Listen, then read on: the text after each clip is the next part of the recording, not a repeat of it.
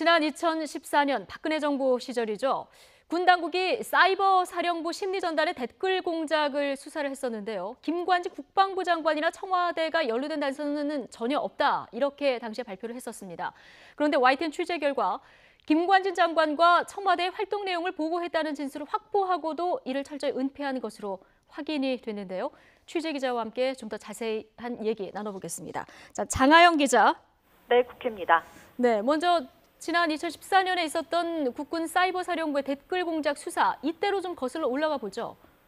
네, 지난 2014년 국군 사이버 사령부 530 심리전단이 국내 정치와 관련된 댓글 공작을 벌였다는 의혹이 당시 야권과 일부 언론을 통해 제기가 됐었습니다. 심리전단이 북한 대응 활동에서 벗어나 사실상 국내 정치에 관련된 댓글 공작을 광범위하게 벌였다는 건데요. 문제가 커지자 당시 국방부 검찰단은 사이버 사령부 등에 대한 대대적인 조사를 벌였고 일부 혐의를 사실로 확인했습니다.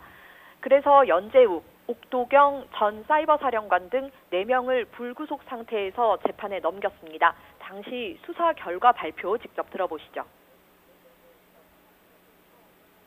전 사이버 사령관 연모 소장, 옥모 준장 및 심리전 단장 상급 박모 씨를 정치 관여로, 심리전단 4급 정모 씨를 정치 관여 및 허위 공문서 작성 등으로 각각 불구속 기소하였습니다.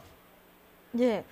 자, 그런데 당시 조사에서는 김관진 국방부 장관이나 청와대의 사이버 사령부의 댓글 공작 내용이 보고된 사실이 없다. 밝혀내지 못하지 않았습니까? 네, 그렇습니다. 수사 당시에도 과연 사이버 사령부 단독으로 국내 정치와 관련된 댓글 공작을 할 수 있었겠느냐는 의심이 많았습니다. 그런데 당시 군 검찰은 이런 의혹 제기에 대해 김관진 장관이나 청와대 보고 단서가 전혀 없는 상황에서 수사의 필요성을 느끼지 못한다고 입장을 밝혔습니다.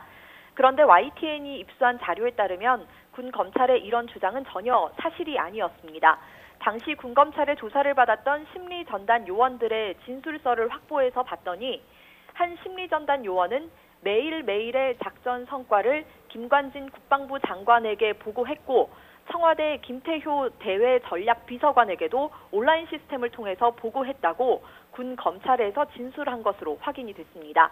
또 다른 심리전단 요원도 특정 중요 이슈에 대해서는 김관진 장관까지 결과 보고가 이루어졌다고 진술했습니다. 예. 군 검찰의 수사가 시작된 뒤에는 이런 사실을 은폐하려고 했다. 이런 진술도 있었죠? 네, 그렇습니다. 일선에서 근무했던 심리전단 요원들의 진술서에는 김관진 장관이나 청와대 보고사실 내용만 담긴 게 아닙니다. 막상 수사가 시작되니까 윗선에 보고됐다는 사실은 물론 보고서 작성 전단팀의 존재를 숨기려고 했다는 진술까지 있었습니다. 그런데 놀랍게도 군검찰은 이런 진술 내용을 그대로 덮었습니다. 진술서에도 불구하고 당시 군검찰은 진술 내용을 확인하려는 노력도 하지 않았고 조사 과정에서도 이런 내용을 적극적으로 묻지도 않았다는 겁니다. 당시 사이버 사령부 심리전단 과장의 이야기를 직접 들어보시죠. 그 김관진 장관이 알았느냐, BH에도 뭐가 됐냐 이 내용에 대해서는 전혀 안 물어봤나요? 그렇죠, 안 물어보죠. 김관진 장관의 지하에 수사를 하다 보니까 살아있는 어느 누구나 내 직속 상관 이렇게 할 수는 없잖아요.